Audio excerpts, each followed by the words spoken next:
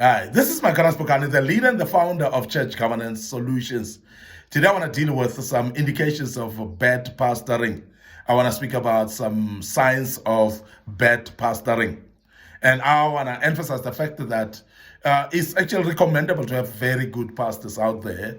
It's very appreciated to have great men and women of God that are pastoring greatly out there. And I want to say kudos to you, men and women of God, because this is a very difficult task. And I've said in my previous lesson that pastoring is not an easy job. And hence, we should actually respect these men and women of God that have actually sacrificed their lives and their livelihoods to serve God in their ministry.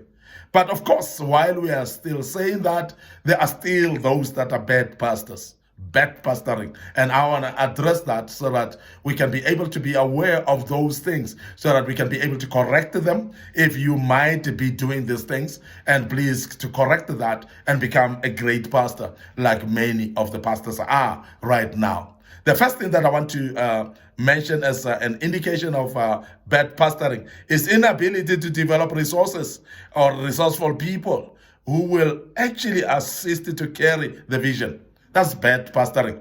When you've got a vision and you want to do it all, you want to be the jack of all trades, you don't want to train people and delegate them. You don't want people to assist you. You don't want people to hold on the other side as you carry out the vision. That's bad pastoring.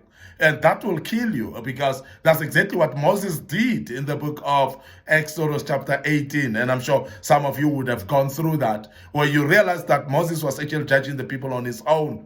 And his father-in-law, Jethro, came and found him doing that. And he told them that, Moses, that which you are doing, you'll die quickly, because you cannot carry the ministry vision alone.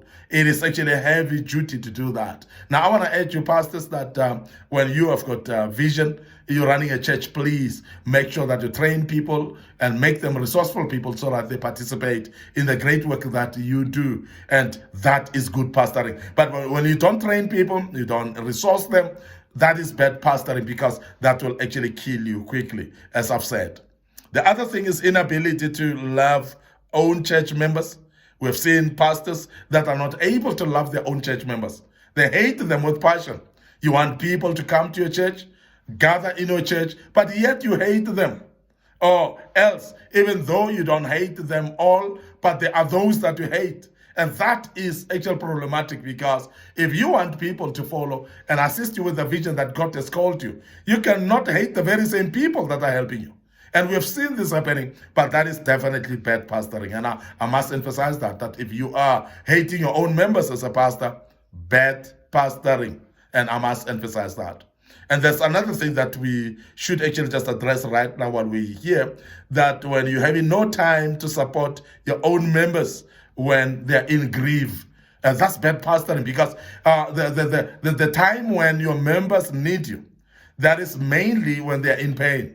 And particularly loss of loved ones is actually the situation where they will need you more. Imagine your church member that has just lost a wife or a husband, and you are not pitching up as a pastor, you are not actually showing up.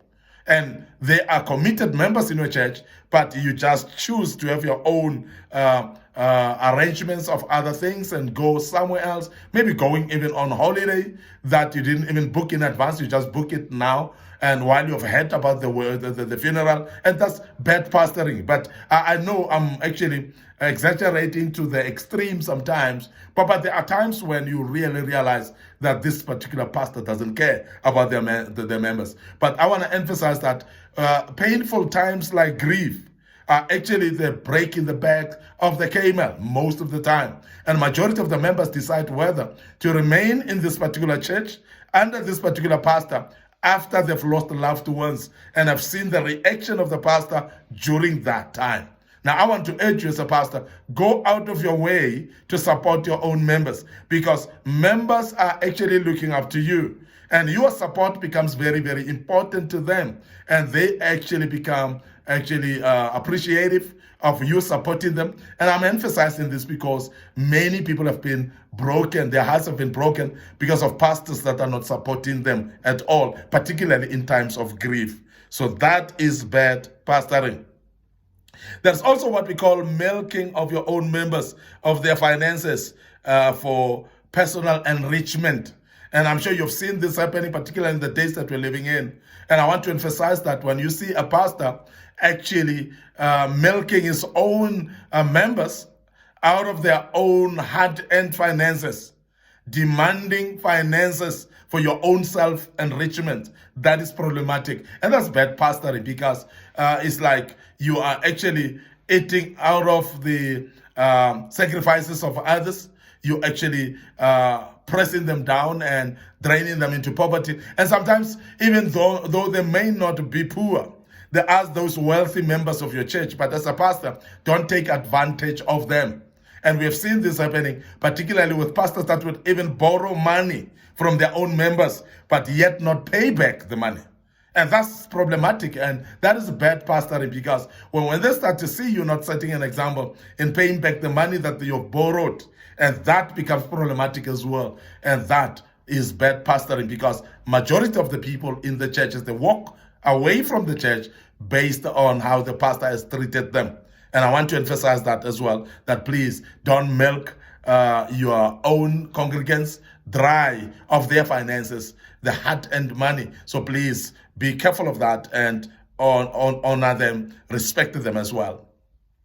The use of favoritism in supporting own church members. We have seen this happening as well, that I support the rich and the wealthy. I support those that are actually in higher positions. I don't support the least in the church. Those people that are rendered as the least of the members of the church, in the sense of maybe being poor, in the sense of them not even contributing maybe a cent in the church because they are lacking. We don't support those. We start supporting those that will support us financially. And I want to speak this because we have seen this happening. And that is why you'll realize that it also happens on choosing of leadership in churches, whereby pastors will make favoritism in appointing people into leadership positions. But not only that, as we have just mentioned, that when you support your members, don't look at their faces. Support them because they are your members. It doesn't matter how poor they are. It doesn't matter how less educated they are. We don't support people because they will support us tomorrow. But we are supporting people because they are our members. And all of them are deserving our support and wholeheartedly support that we should actually provide to them. And I'm emphasizing that when you start to support people based on their face and based on their money that they have, based on their positions as well, favoritism is actually bad pastoring, and we've seen this happening in many churches. And I want to urge you as a pastor not to do that at all. Now, we have seen also that some pastors lack confidentiality regarding sensitive matters of their own members, or sensitive matters of other people in the church. And that's very, very crucial, very, very important, because confidentiality is what pastors thrive upon. And I must emphasize that when you are having confidentiality enough, you will actually keep the people's matters that are confidential to yourself, and sometimes not even share them with your wife, and sometimes not even share them with your husband, because sometimes you share that with your wife share it with somebody in confidence, and that confidence gets broken and it is shared with somebody else until it gets back to the very same person that has shared these confidential matters to you.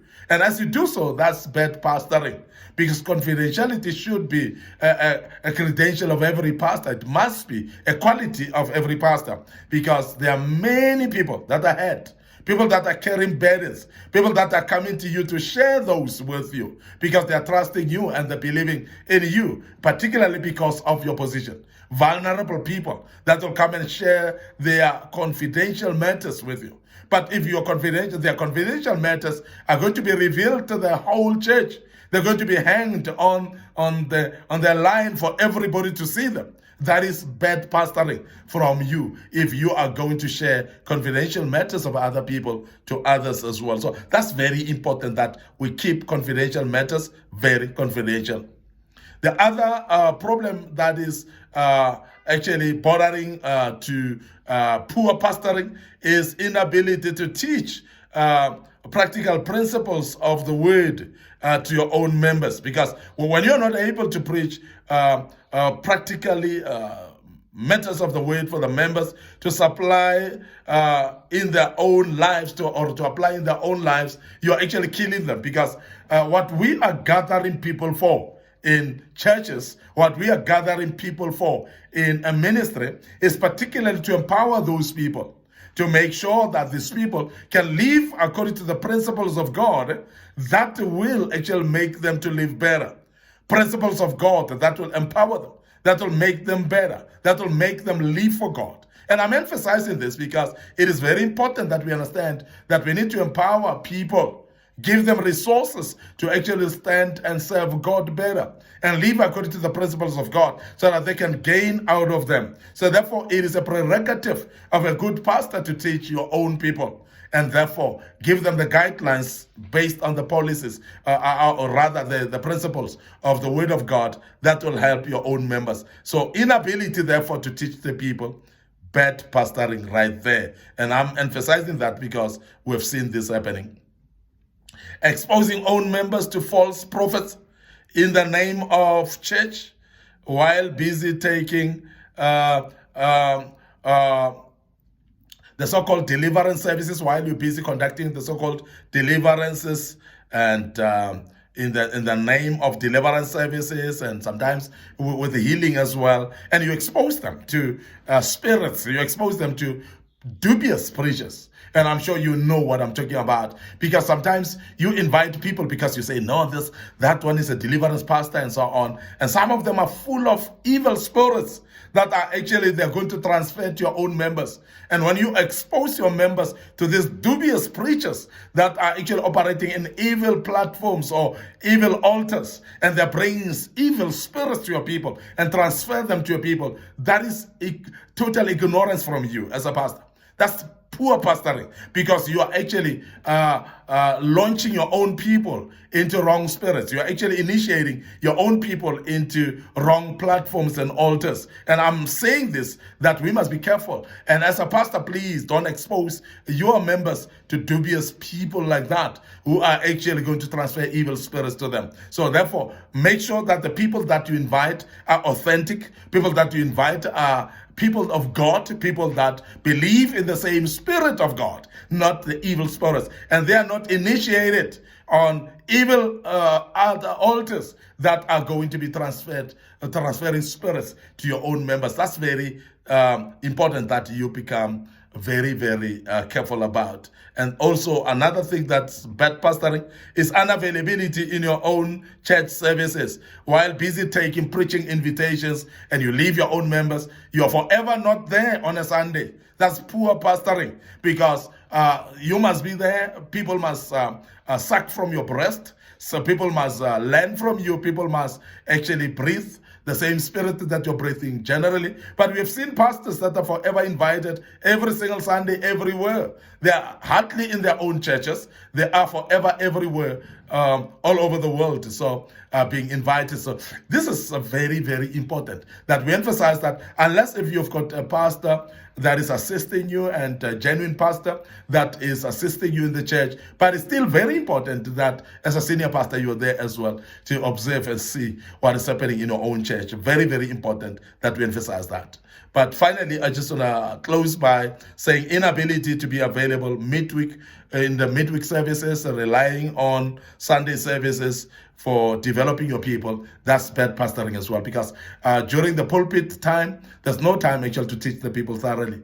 But we have seen that people can be taught during the week. So let's organize teachings, let's organize meetings that people can be taught and be matured. And good pastoring would be those pastors that are able to teach their people during the week and make sure that people are strong, they know how to live for God.